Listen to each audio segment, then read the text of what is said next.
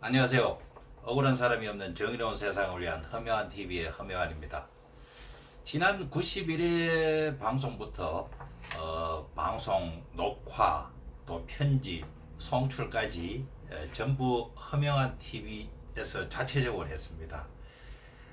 정치 현안에 대해서 좌파나 우파적 시각에서 해설을 하고 이해를 높이자는 그런 취지에서 주 1회 목표로 방송을 시작했는데 벌써 오늘이 이제 92회째 들어서고 있죠.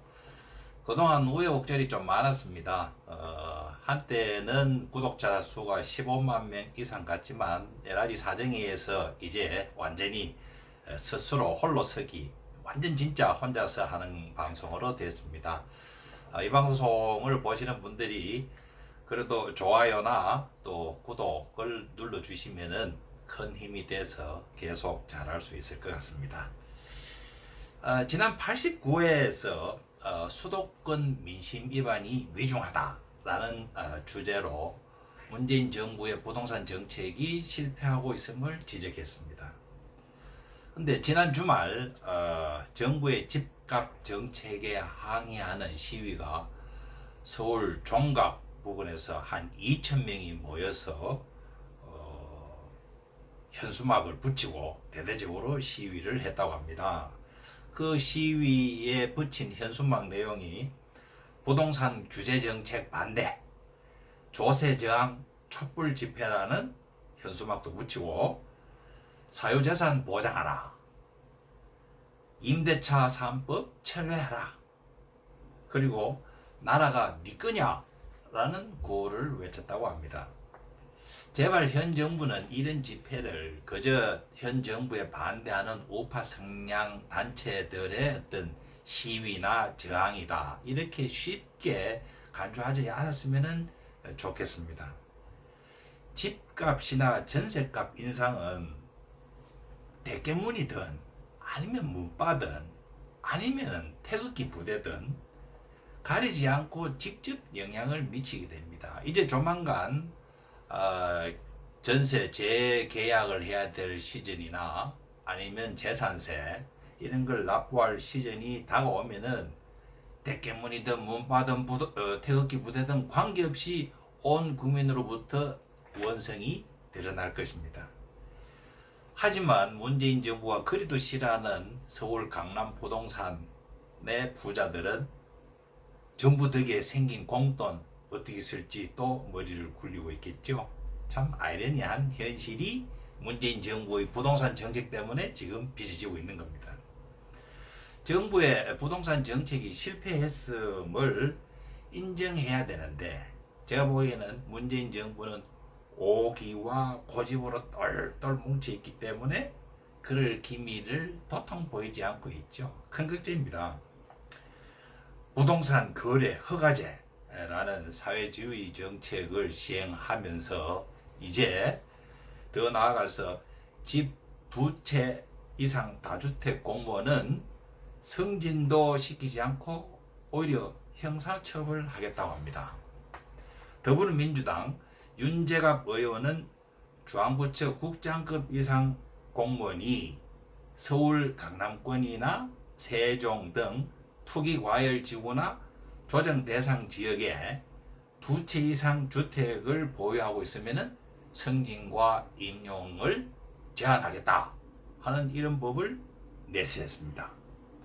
또 같은 당 신정훈 의원은 다주택 고위공직자가 60일 이내에 다주택 상태를 해소하지 않으면 5년 이하 징역이나 5천만 원 이하 벌금형에 처한다는 공직자윤리법 개정안을 냈습니다. 또 같은 당의 김교흥, 한병도, 강병원 의원들은 취득세, 양도소득세를 중과하는 그런 개정안도 냈습니다.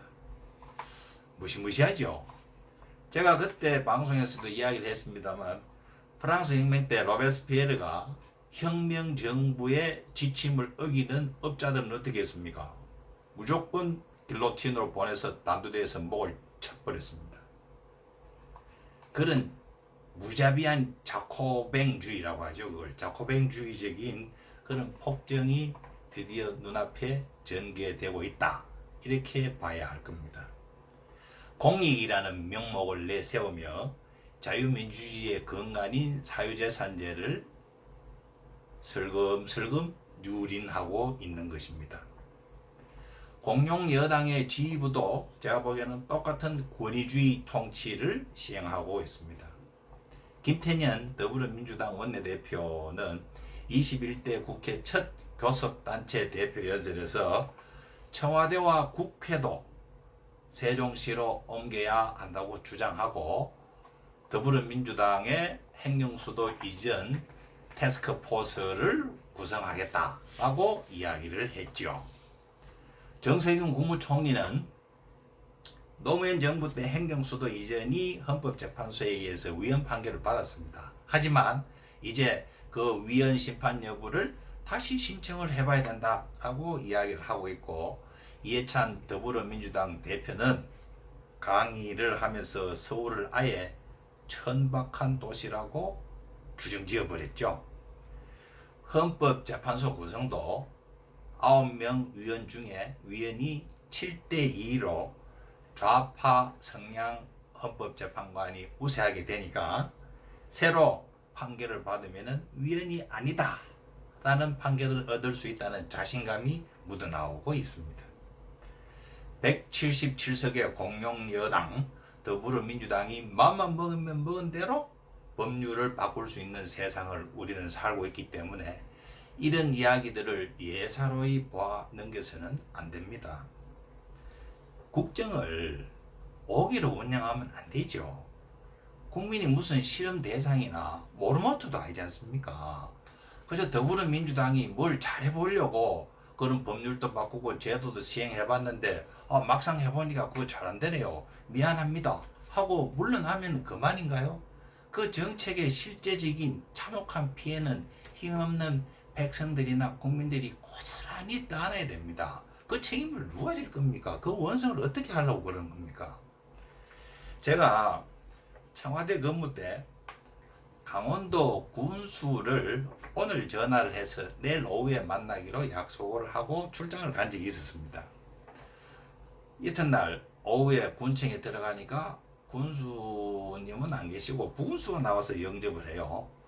그렇게 해서 이제 업무를 보고는 군수님 어디 가셨습니까? 하니까 이야기가 군수님 간밤에 맹장염 수술 받으러 어떤 큰 시에 나가 있습니다. 이렇게 이야기를 해요.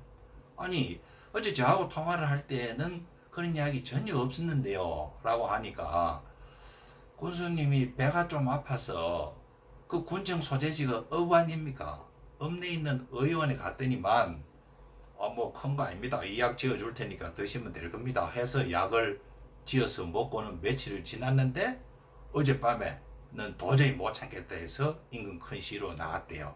나가서 보니까 맹장염이라 해서 바로 수술을 했죠. 자, 그 고을에 그 군의 군수라면 그래도 최고의 의료 서비스를 받을 수 있는 그런 사람입니다.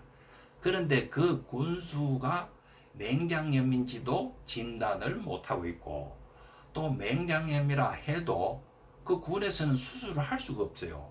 그래서 인근 큰 시로 나가야 되죠. 군수가 그렇다면은 그 군에 산비탈에서 흙 파서 농사지어서 먹고 사는 그 국민들이 받는 의료 서비스라는 게 어떤 수준이겠습니까? 이런 우리가 그 당시에 행정수도라 해서 정부 기관을 지방으로 보내고 공공기관을 각 지역마다 혁신도시로 해서 지금 다 분산시켜 놨습니다. 그렇게 분산시켜 놨다 하더라도 의료 서비스까지 그렇게 지금 분산돼 있습니까? 강남에 있는 삼성병원,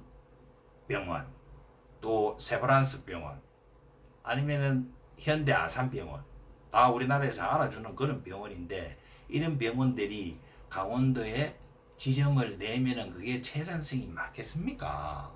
그러니까 의료 서비스는 서울에 몰릴 수밖에 없는 것이 현실이죠. 교육 서비스는 어떻습니까? 특목고를 지금 이 정부 집권 세력들, 우리가 이야기하는 좌파 세력들이 특목고를 불평등을 더 심화시킨 데에서 얼마나 공격을 했습니까?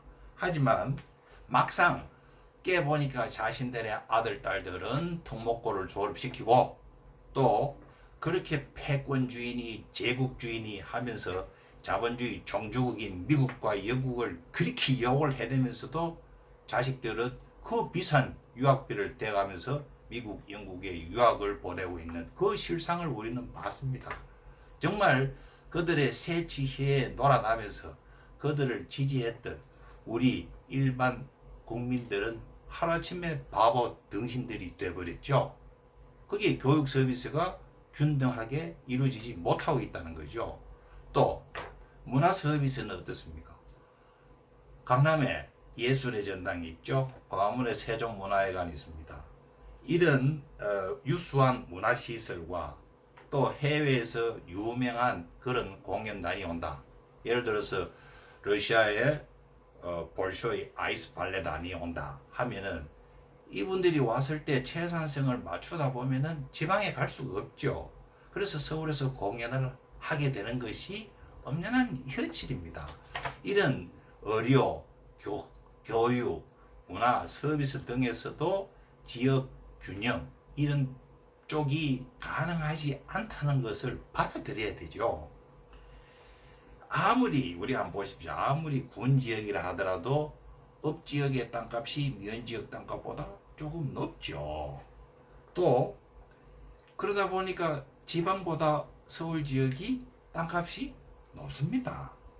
서울에서도 또 강남이 강북보다 높습니다. 이런 거는 이 땅값의 형성, 지가의 형성이라는 거는 그저 시장에서 덤덤하게 형성되는 그것뿐입니다.